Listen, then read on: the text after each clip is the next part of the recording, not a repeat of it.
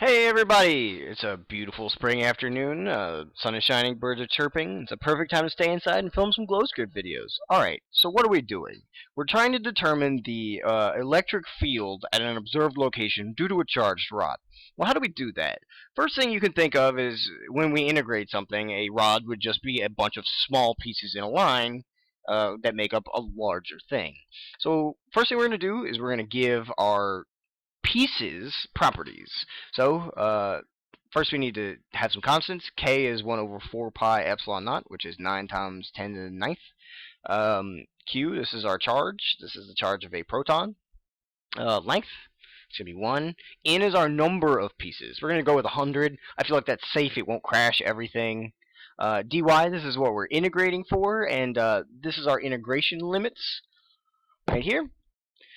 So, this is the details for all of our parts. It's a sphere. Its position is located with relationship to this, and the radius is related to that. I went with cyan. I tried a bunch of different colors. A lot of them are real gross. It's closest thing to electric blue, which I could get. This is our charge for each one of the slices. This is all the index information. This will print the number of each slice and the location of each one. Our observed. This is our observed location for our observed location. ENet. This is the location of the origin of our net electric field, which is going to be on one of the slices. And then this is our magnitude, our hat. E is 1 over 4 pi epsilon naught times Q divided by R squared times R hat. And we're solving for ENet. This is just a bunch of information to give us the arrow, which is directly related to the magnitude and of this electric field, and it's in the same direction. I multiplied it by 0.001 for the scale because this is going to be a factor of 100, the net electric field. So I didn't want it to get too big and totally just outshine our rod. So let's run this. So what have we got here? So as you can see, this is our electric field at this observed location. So here's the observed location. I'll zoom in. This is all of our segments. There's 100 of them. You can see the vector location for each one of these.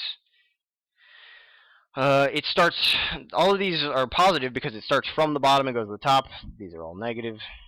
Just the way it prints the numbers. And this is the magnitude and direction for our electric field vector right here. It's pretty much it, but we've still got some time, so we can play around with it a little bit. Let's make this a little bit closer. Let's go with, I don't know, point zero. Let's try 0.5 actually. That's actually much further away. As you can see, though, as it gets further away, the electric field on it gets much smaller.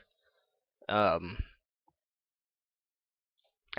the observed location, the electric field is smaller. So let's put that back to 0.15. Where is it? 0.15. Let's try adding one more 0 here. See what happens. As we add more parts, the more accurate this program becomes. Or the calculation will become. Ooh, man. Alright. So, this is the electric field at the observed location. It's pretty close because I think if I put any more segments in this, it would probably crash this entire program. But, yeah. It's a really good estimation for what it could be. Really far away? Yeah, that looks like a wire. Looks like a rod. The closer I get, the more you can see it. That arrow's pretty big. So, alright. That's it.